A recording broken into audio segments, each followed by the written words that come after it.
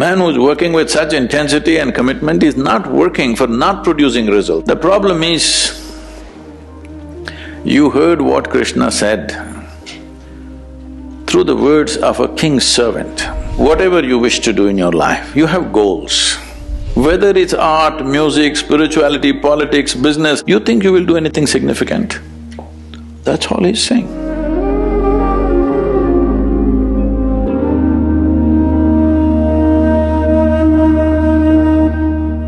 In the Bhagavad Gita, Lord Krishna advises us to keep putting in effort without being attached to the results.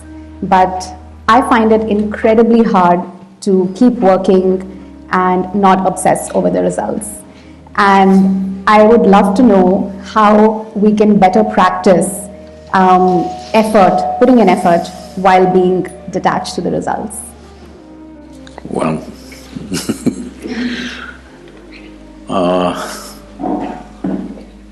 I am not in any way well studied about any scripture.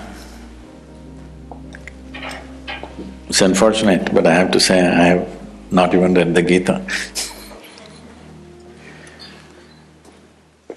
But we know the life of Krishna, that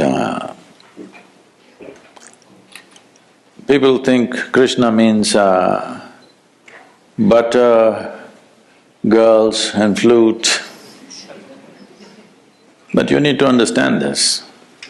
All these things happened only till he was 16 years of age.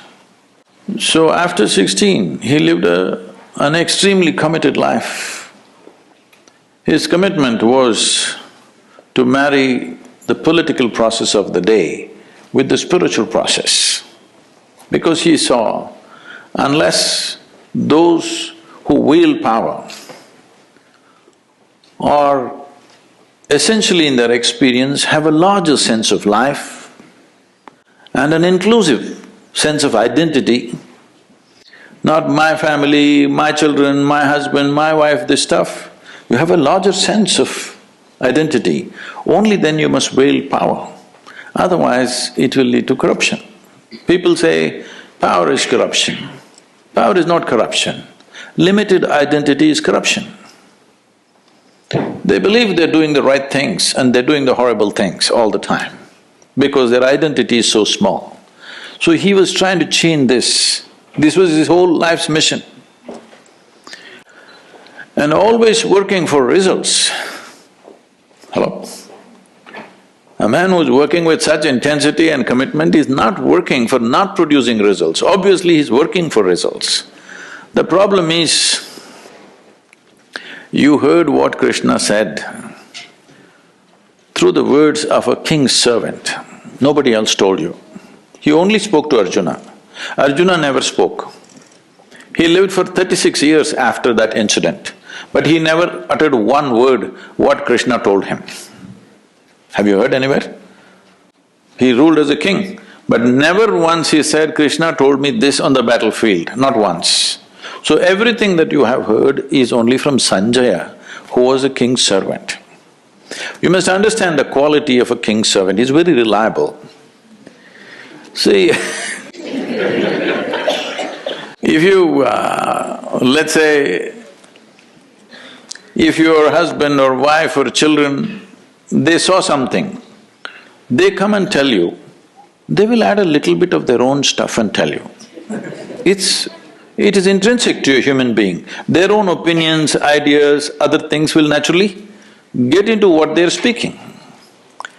But a king's servant is trained never to add his opinion, otherwise his head will go. He will only interpret everything word by word as it was. So he is a kind of a ancient tape recorder, okay? He's recording and just telling the king, this is what he is saying. But there's no context. What is shared between two people where there's a very deep relationship? If two lovers are doing something, talking to each other, somebody else may think they're quarreling, but they're doing their love affair. So this is a love affair between Krishna and Arjuna because they know each other very intimately. So he's speaking a certain language, So as king's servant takes word by word without knowing the context or understanding what it is, the experiential dimension of what it is, and he's saying, so having said that, see, essentially it is just this, whatever you wish to do in your life, you have goals. What kind of goal will you set up? Right now you're in the university. What kind of goal will you set up? What you already know, you will exaggerate that a little bit and think it's a big goal in your life. Generally people call this an ambition, I call this a constipation.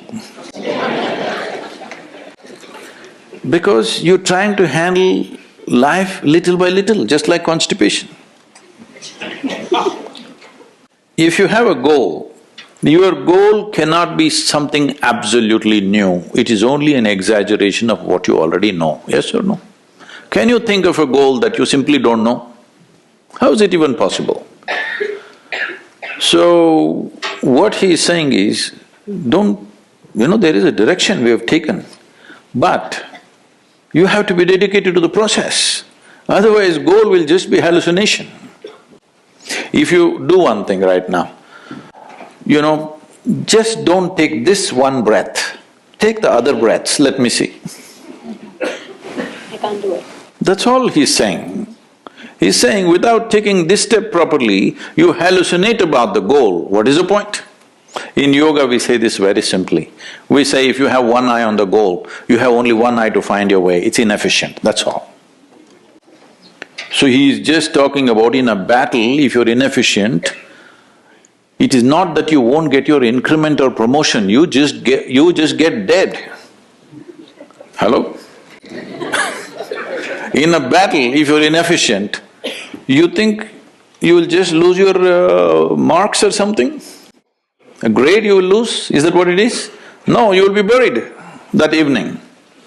So he is telling him, because Arjuna is talking about how to kill all these people and me become a king, he says, you will not become a king yet.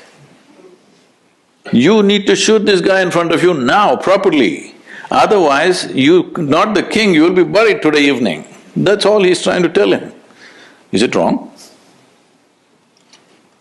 So, every year in the month of November, we have a business event. So, 200 CEOs were there last year also, this November it's coming again. And they just look at how seamlessly Isha Foundation functions, variety of activity, all volunteers. Volunteers means what? Nobody's trained for the job. They are super dedicated, but they're not trained for the job. And you can't fire them because they're volunteers. If you hired them, you can fire them, they're volunteers, how to fire them, you can't. So they looked at this and said, Sadhguru, we pick up the best from IITs and IIMs and all this stuff, but you're just doing with volunteers and your organization functions better than our companies, how is it? I said, see, all of you are dedicated to the goal. Here, I have continuously instilled in people that you're absolutely devoted to the process. Now what you're doing? You do this well. Most of them don't even know where I am taking them, all right? They're working for a certain project, they don't know what is the goal. I have something else, if I tell them right now, they'll freak. Because my goals are so far, they will give up. So right now, we have instilled this in them, you just absolutely involved in the process. Know the joy of involvement, first of all. Without absolute devotion to what you're doing right now, you will not do anything significant in your life. Whether it's art, music, spirituality, politics, business, take anything.